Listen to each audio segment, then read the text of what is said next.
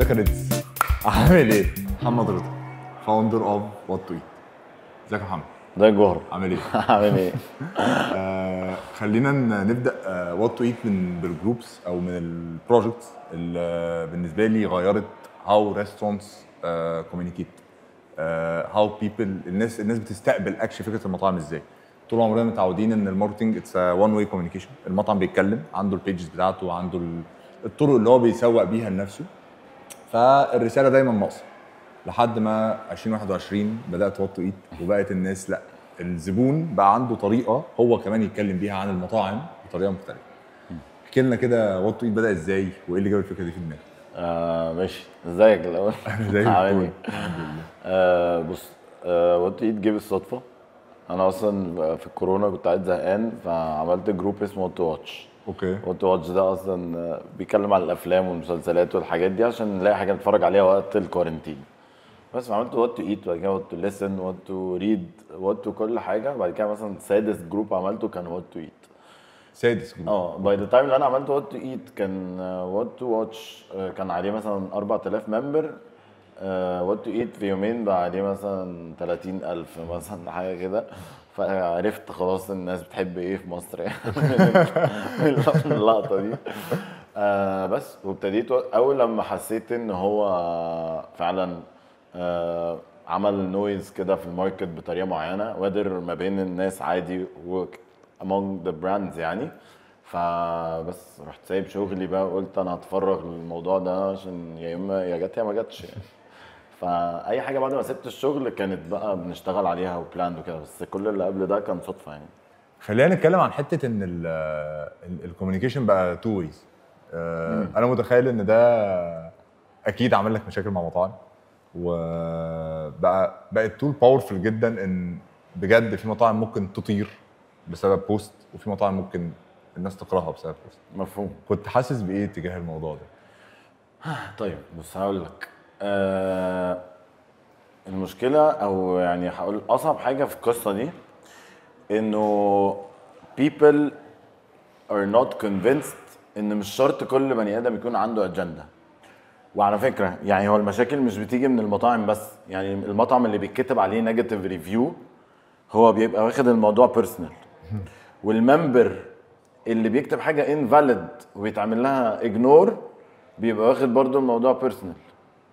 انا ولا بايست للمطعم ولا بايست للراي بتاع الممبر، اوكي. بس انا بالنسبه لي بعمل كل حاجه اقدر افاليديت بيها ان الكومبلين دي حقيقيه، وفي في نفس الوقت بحاول افاليديت ان الكومبلمنت او المعلومه الحلوه اللي على البراند دي برضو حقيقيه. بس بعد كده بقى اللي هو قدام ربنا خلاص انا اي فاليديتد ان ليتس سي ان الريستورانت ده اكله خطير، انا اي فاليديتد فلا وي اكسبتد، واي فاليديتد ان الكومبلين دي فعلا حصلت او بنسبه 95% هي بتحصل وحصلت، فبنعمل لها اكسبت. ساعتها الممبر بيبقى ايه رايه، ساعتها البراند عرفت لو هي عندها مشكله، لو هي ما كانتش تعرف، ولو في ميس كوميونيكيشن ما بينهم انا بحاول اميديت الريليشن شيب دي، طبعا من غير ما ادخل نفسي ان انا اكون كاني انا مش كاستمر سيرفيس مثلا المطعم الفلاني، او انا مش الاسيستنت بتاع الممبر الفلاني، بس بحاول على قد ما اقدر اكون ببريدج الجاب ما بين الاثنين دول، ونفكس السيتويشن ونخليها بدل ما هي انسيدنت دمها تقيل ان هي اوبورتيونيتي للبراند ان هي تحسن من نفسها، وفي نفس الوقت اوبورتيونيتي للممبر ان هو يتصالح. فاهم؟ طبعا. وبنلعبها بطريقه ذكيه. يعني هقول لك حاجه مثلا، دي مش ناس كتير ممكن تعرف ان احنا يعني انا مثلا، انت لو حصل لك مشكله في مكان شاورما، انا بقى في وات تو ايت بقى بيتعامل مع الممبر بقى، ده الممبر بتاعي بقى، انا باخده بعزمه محل سوشي، اوكي. وانا ماليش ومحل الشاورما ده اصلا ولا دفع حاجه ولا ليه دعوه بالموضوع، اي ميك ات سيم ان وات تو ايت واللي مضايقك ده هم اللي عزموك. مصر بس كلها انا ما ينفعش اقول لك ان انت مثلا حاجه جابت لك تسمم، ليتس سي ذا ورست انسيدنت في اي مطعم، ما ينفعش اقول لك انت جالك تسمم من شاورما، طب يلا انا عازمك تاكل عندي بقى 2 شاورما بكره. فاهم اللي هو هتقول لي يا باشا مش عايز. انا اصلا لو شفت شاورما في المكان غير بتاعك هبقى قرفان. فدي بقى قيس على كده، ده البروبلم سولفينج والاوبورتيونيتي. ان انت في كل، انا بالنسبه لي في كل نيجاتيف انسيدنت there's يعني a huge opportunity to make this person feel better and to make this brand perform better and be perceived better. خليني اسالك على حاجه انا بحس ان في شعره رفيعه قوي كده بين a complaint and the personal opinion. انا ممكن النهارده اشتكي من مطعم عشان ما عجبنيش، صح؟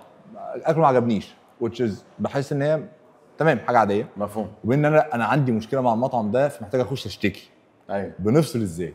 بنفصل بالفلترنج للكونتنت. يعني احنا عندنا كل نوع بوست على وات تو ايت ليه رد في الرولز والريجوليشنز بتاعت الجروب، انه بليز فاليديت يور كومبلينت with photos مثلا فور اكزامبل، او please differentiate between your personal opinion ف we recommend you use it's not for me rather than it's shit مثلا. في ناس بتدخل تسفلت، صح. فاهم؟ برضو بس هقول لك انت لما بيجي لك الكونتنت كده بتبص عليه، بتشوف مثلا واحد مثلا عيلته كلها دخلت المستشفى، فاكيد هفوت له ان هو بيقول كذا كذا ده شيت، لان ده قايله اوت اوف فرستريشن. واكشلي هو لو ما طلعوش جوه وات تو ايت وجاله انتراكشن كتير، فهيبوست عنده البوست هيجيب ريتش طبعا على قد الشخص، مش كل الناس انفلونسرز وعندهم ريتش. فهو بالنسبه له اصلا ان هو لما يحط بوست على وات تو ايت ويجيب مثلا 90,000 ريتش، هو اصلا هو 80% من المشكله اتحلت جواه. صح. هو اصلا هو حس بالريفنج. اوكي. بعد كده تيجي المرحله اللي بعدها ان ازاي احنا بقى هنتعامل مع البني ادم ده، ان احنا نحاول نخليه ما ياخدش الموضوع وياسكليت. بس اكشلي لما الناس بوست عندها ويلاقي مثلا 5 6 من صحابه كاتبين له سلامتك وبتاع، بيبقى لسه جواه ريج كتير قوي. تدخل بقى في حته بقى، طب انا هكلم كذا، طب انا هرفع قضيه، طب انا عايز تعويض، طب انا في ناس بتوصل معاها مرحله من الشكاوي مع المطاعم لبلاك ميل. اوكي. يعني انا للدرجة مش دي. بهزر معاك، يعني اللي هو بلاك ميل اللي هو نتفليكس، فاهم قصدي؟ مش تهريج يعني. فاكشلي لا، بحس ان احنا والله يعني لو واحد هيدخل يكتب على وات ايت بوست ياخد له يومين وتبقى opportunity للبراند ان هي تحل المشكله، اكيد اهون من لما ياخد بعضه يطلع الاسم، فاهم قصدي؟ عاجبني قوي ان انت فعلا وضحت حته الرانتنج. غير الرانتنج، هو وات تو ايت مش الاسكليشن. يعني وات تو ايت هو المكان اللي احنا هنحل فيه المشكله Exactly. حتى لو زبون بيشتكي. فدي حاجه المطاعم محتاجه تفهمها، اللي هو بالظبط، نو اوبورتيونيتي. بالظبط ان انا شفت الفيدباك، انا ممكن استخدم ان انا احسن. بس على فكره اقول لك بقى، اللي بيخاف، انا في وجهه نظري اللي بيخاف من وات تو ايت هو بيبقى من نوعيه الناس اللي عايزه تدفن نفسها، اللي هو ما بتتقبلش اصلا كريتيسيزم. صح. ده اللي هتقعد معاه تقول له انا عندي كومنت على البليت، يقول لك اصل انا كنت في شتوتجارت وعارف الحاجات دي، اللي هو لا يا معلم عادي، هو ممكن عادي ان يبقى بليت عندك حتى انا وانت فاهم مين. ممكن يبقى على حظي انا خيش. صح. فاسمعني وارمي، بس ما في ناس بتريزيست كده، ودول اعتقد اكتر ناس اصلا بتبقى انكشس لما حد يتكلم على البراند بتاعتهم حتى لو بطريقه نص نص. انا بحب الناس اللي هو البولد اللي بيتعاملوا كانهم عندهم 200 فرع في العالم. الناس دي هي اللي في الاخر بتفضل وكله بيبقى فلترد يعني. وده از كونسيومر، ده كونسيومر انسايت مش وات تو ايت انسايت يعني. ايه رايك في الامباكت بتاع التكنولوجي على الريستورانت اندستري ال5 سنين اللي فاتوا، وشايف الموضوع رايح فين الفتره اللي جايه؟ الامباكت بتاع التكنولوجي كويس، بس ريلاتيفلي كويس. وانا مش بقول كده عشان ابقى جامد في البودكاست ويبقى عندي اراء مختلفه وبتاع، بس هفهمك انا من وجهه نظري المتواضعه برضه في حاجات تك برودكتس كتير قوي موجوده في الماركت، السبب اللي هي فاتحه عشانه مش متحقق. يعني انا ما ينفعش اطلب من حاجه اونلاين وابقى طول الوقت مضطر اتكلم مع بني ادم على التليفون. ما ينفعش اطلب من حاجه اونلاين وتبقى لما الاوردر بتاعي يبقى فيزا ابقى انا مش الفيفوريت بتاع الدليفري، ما يبقاش عايز يجيب لي الاوردر اصلا. وده على فكره دي مشكله كلتشر في مصر، الجاب اللي بين التكنولوجي and how it's executed on ground. الجاب دي طول ما هي واسعه كده اي تك برودكت في مصر هيبقى عنده ليميتيشنز رهيبه. ف فانا حاسس ان في انيشيتيفز كتير حلوه، بس لسه ما لقيتش الهيرو ال made life easier. يعني you read the slogan في ثانيه هيجي لك الحاجه، actually هو في ثانيه ما بيجيلكش حاجه. فاهم قصدي؟ فونس ان حد من دول وصل لفورمولا تخليه السيرفيس بتاعته فعلا اللي هو اصلا البيسك في اي بلد اي حد فينا سافرها، اي ثينك هو ده اللي هيبقى اللي فعلا اقدر اكليم ان ده بني ادم او براند قدرت تامباكت الاف ام بي بزنس بتك برودكت فلولس بنسبه 96 97%. فانت السوشيال ميديا ريليتد بتكنولوجي بالنسبه لك ولا؟ السوشيال ميديا I think we can يعني the impact is great. وكل حاجه في الاخر on social media is it depends على انت بتدور على ايه، الانتنشن بتاعت اللي بينزل كونتنت ده بينزله ليه. الاول كنت بخاف من ان I'll be deceived لو انا سمعت كلام كذا based on social media ورحت ما لقيتش، بس اكشلي الحقيقه بقت يعني بتوصل لها بسهوله قوي. يعني فاهم قصدي؟ يعني انت خلاص يو كان تيل ان المكان ده، يو كان تيل في الكونتنت ده محطوط عشان الكونتنت ده حلو بجد والمكان ده حلو بجد، ولا عشان we were told to say so. فيو كان easily differentiate ده. وطبعا داتا وانسايتس وايموجيز. يعني احنا وصلنا مرحله ان احنا as a team ربا ويحيى they analyze emojis. احنا بس ما بنبقاش عارفين انت بتحب براند ولا بتكرهها، احنا عارفين انت كان احساسك ايه وانت جوه المكان من الايموجيز. فده سبيكترم مختلف تماما في الانسايتس. يعني What's next for What to Eat?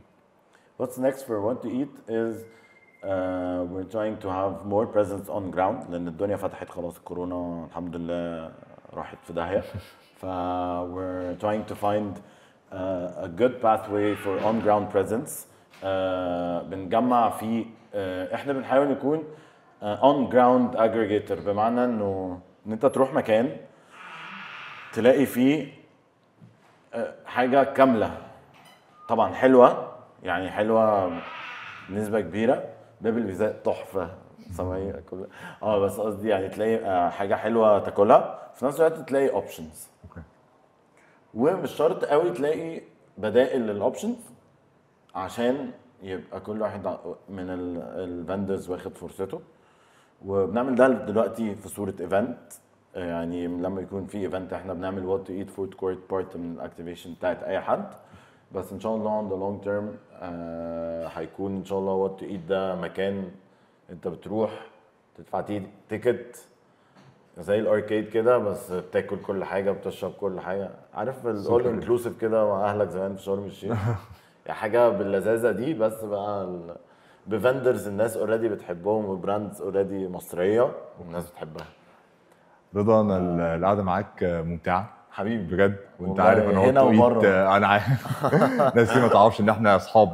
لا اخويا والله انا بحب الجروب بتاعكم جدا. بحب فكره اصلا بجد ان الزبون اللي هو اهم حاجه في المعادله بتاعه المطاعم عنده مكان يعرف فعلا يعبر فيه عن نفسه، حتى لو ده بيهاجم براندز معينه، بس at the end extremely healthy for everyone.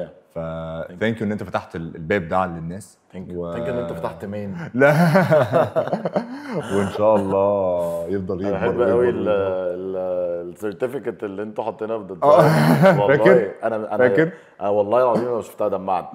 مش بقول كده عشان في 1 2 3 كده خالص. لا بس فعلا لا والله يعني اتفلت انسين. يعني فور مي انا لما شفت دي انا اللي هو تمام، انا حلو كده، انا حلو خلاص. هروح بقى اقعد مع ابويا وامي بقى اخد بالي منهم. فاهم قصدي؟ ثانك يو ثانك يو حبيبي. ثانك يو.